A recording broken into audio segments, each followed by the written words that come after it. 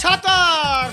बोल भतीजा 76। अरे क्या कहेंगे सोहरवा घाट के गोविंदा जुल्फीवाला का नयका कैसेट सुने हैं?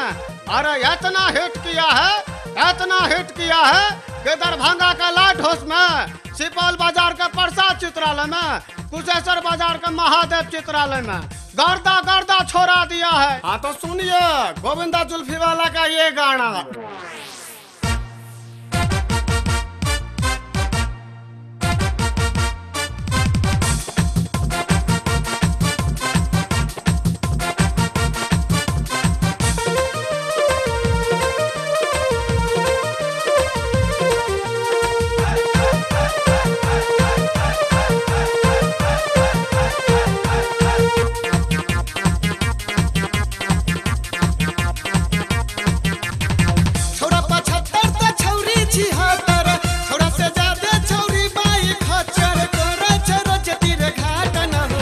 शादी से पहले 75% छौरी कराबै छै उजा घाट न हो। शादी से पहले 75% छौरी कराबै छै उजा घाट न हो। हिला बैदर भंगा टाट न हो, हिला बैदर भंगा टाट न हो। शादी से पहले 75% छौरी कराबै छै उजा घाट न हो। शादी से पहले 75% छौरी कराबै छै उजा घाट न हो।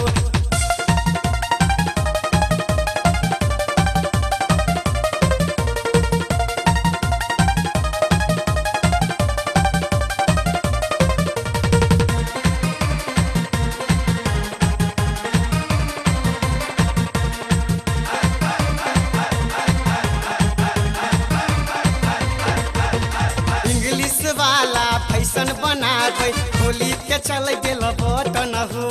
काजल करिश्मा के फैलो करे छै, लागे रवीना हटंडन हो।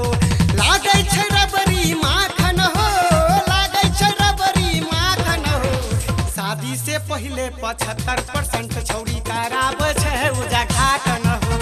शादी से पहले 75% छौरी कराबै छै उजा घाट न हो।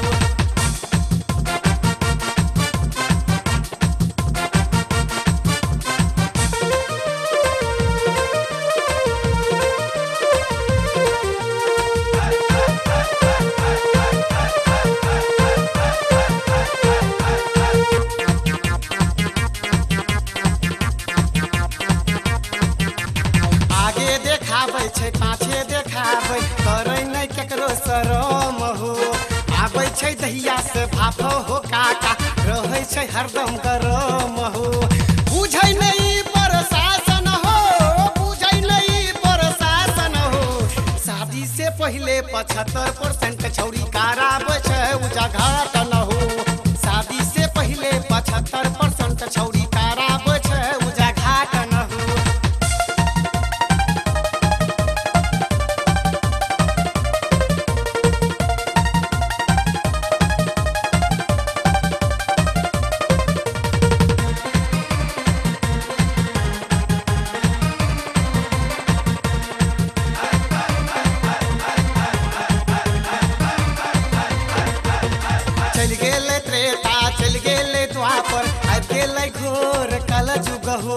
नहीं रहले गंगा नहीं रहले यमुना नहीं रहले नदी में सरयू हो। कहे छै बबलू पार्टनर हो, कहे छै बबलू पार्टनर हो। शादी से पहले 75% छौरी कराबै छै उजा घाट न हो। शादी से पहले 75% छौरी कराबै छै उजा घाट न हो। हिला बैदर भंगा टाट न हो, हिला बैदर भंगा टाट न हो। शादी से पहले 75% छौरी कराबै छै उजा घाट न हो। शादी से पहले 75% छौरी करा